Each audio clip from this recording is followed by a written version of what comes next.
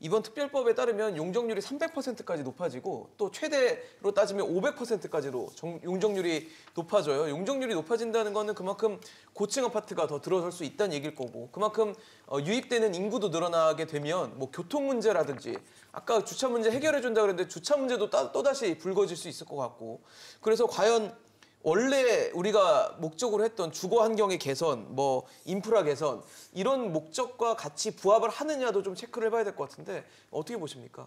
예, 뭐 사실 그렇게까지 올릴 필요도 없고 또 뒷감당을 할 수 없지 않나 보고 있는데요. 네, 지금 일기 신도시가 한 200%대 정도 평균으로 하면 조금 더 낮다고도 합니다. 네네. 예, 180에서 220 정도 그 사이에 사이에 있는데요. 있어요. 거의 2배를 넘게 해준다는 얘기네요. 사실 지금 신도시 주민분들 설문조사를 해도 그 본인들도 300% 이상은 좀 원하지 않는다라는 답변들이 많습니다. 그렇게 바라지도 않으시고 사실 또 건설 회사들도 이렇게 무리하게 늘렸다가 네네. 미분양이 나는 것보다는 적정한 수준으로 가고 싶어 하겠죠. 이번에 또 논란이 된 분양이 어느 정도 지금 되고 있다고는 하는데 둔촌주공 같은 경우가 용적률 90%였던 게 이제 270%로 한 3배 정도 늘었습니다. 네. 그렇게 했는데도 이제 이걸 채우는 게 좀 쉽지 않았다는 얘기가 되는 건데요.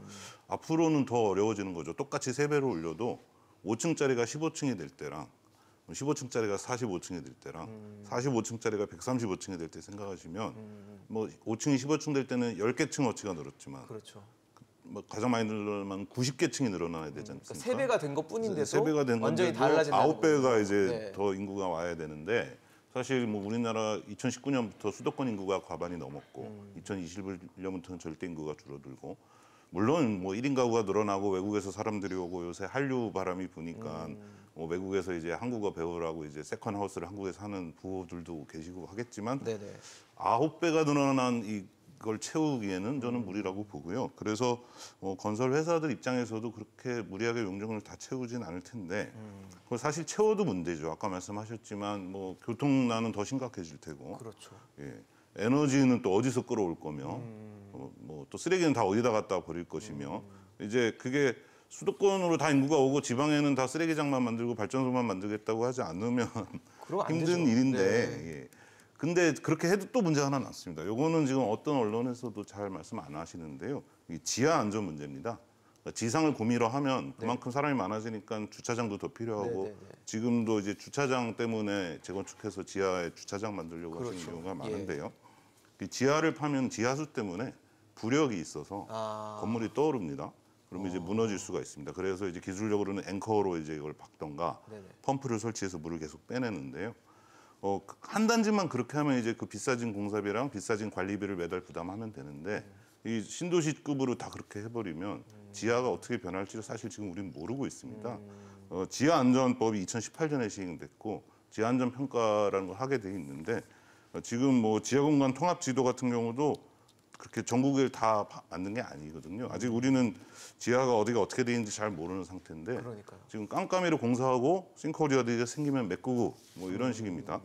근데 이제 최근 5년간 경기도에서만 싱크홀이 230개가 넘게 생겼는데요. 그중에서 어떤 거는 모 택지 지구에서는 깊이 18m짜리도 있었습니다. 그래서 이런 상황에서 용적률 그냥 무조건 올리겠다라는 거는 좀 도박이 아닌가. 사실 그동안은 문제가 심각하지 않았지만 앞으로는 우리가 이 문제를 좀 주의 깊게 바라봐야 된다고 생각합니다. 그러니까 단순히 불편의 문제를 떠나서 불안과 또 안전의 문제까지도 같이 좀 넘겨봐야 된다라는 얘기까지 해주셨는데 어떻게 보세요, 의원님? 좀 심각할 수도 있는 건가요? 네, 저도 어느 정도는 지금 소장님 의견에 동의를 하는데 네네. 일기 신도시만의 상징성이 또 있기는 하거든요. 이제 국내는 대부분 택지 개발 사업을 좀 많이 하다 보니까 택지 개발 비중이 높은데 노후화가 된 이 일기 신도시 같은 데가 이미 10층, 15층으로 지어져 있기 때문에 네네. 남은 용적률을 활용해서 재건축을 하기가 굉장히 어렵기 때문에 지금 이렇게 노후특별법도 이제 발의가 된 거거든요. 예.